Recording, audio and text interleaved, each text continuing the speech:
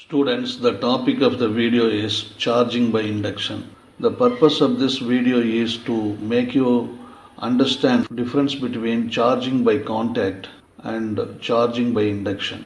Now, look into this slide. You have been shown three pictures.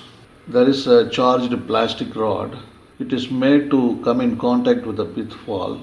The plastic rod is negatively charged. By the copper wire contact, the negative charges are transferred to the pitfall. So it is known as charging by contact. And also, the negatively charged plastic rod, when it is brought near to a negatively charged pitfall, they get repelled from each other. Similarly, if a positively charged glass rod is brought near to the negatively charged pitfall, you can observe that they are being attracted towards each other. And these are all the process already we have deeply studied about. Now, in this picture, there is a electrified glass rod, and when it is brought near to the light objects like piece of paper, the piece of papers are getting attracted to the electrified glass rod. Already the piece of papers, that is the light objects, have not been charged. But how they attracted to the electrified glass rod? This is the process we need to understand. So we are clear about electrification by direct contact, and this observation where the electrified glass rod attracts the light objects is going to explain the electrification by induction.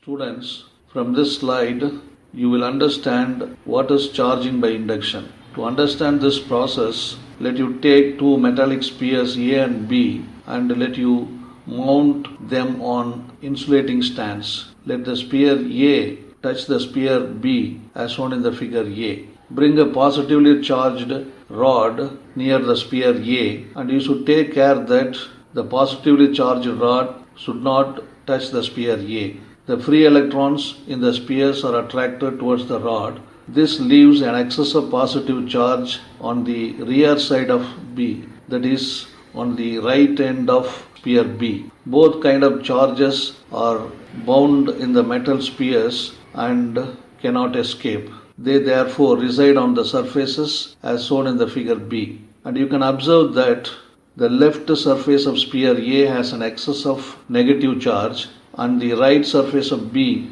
has an excess of positive charge. However, not all of the electrons in the spheres have accumulated on the left surface of A. As the negative charge starts building up at the left side of sphere A, the other electrons are repelled by these. In a short time, an equilibrium is reached under the action of force of attraction of the rod and the force of repulsion due to the accumulated charges. Here you have to be careful. At the left end of A there are electrons and there is a positively charged rod. It will have an affinity to attract more electrons, and the charges stored at the left end of A are preventing the further accumulation of electrons at the left end of A because they offer a force of repulsion on the electrons, and the force of attraction due to the positively charged rod and the force of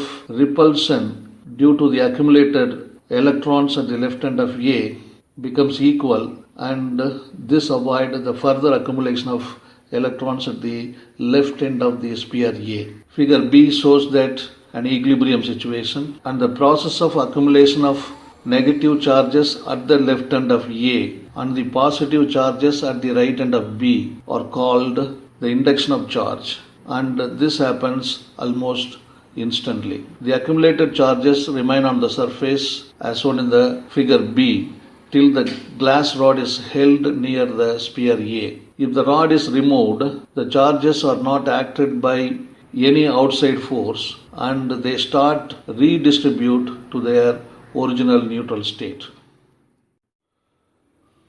Now separate the spheres by a small distance and The glass rod is still held near the sphere A as shown in the figure C.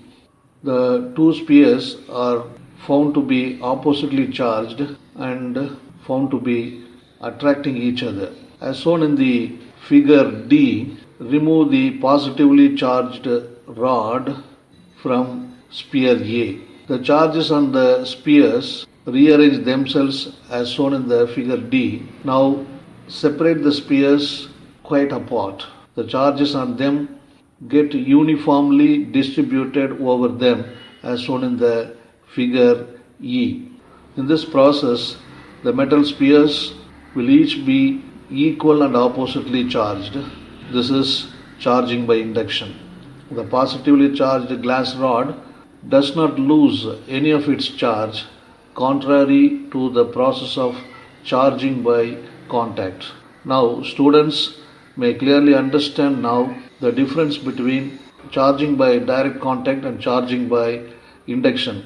In charging by direct contact, the positively or negatively charged rod, when it is touched on the other object, the charges on the rod is lost.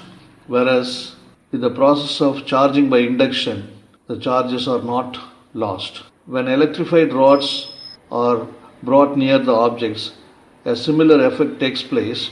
The rods induce opposite charges on the near surface of the objects and similar charges move to the farther side of the object.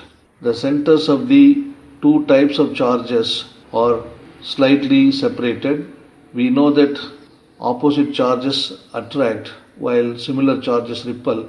However, the magnitude of force depends on the distance between the charges, and in this case, the force of attraction overweighs the force of repulsion. As a result, the particles like bits of paper or pitfalls being light are pulled towards the rods.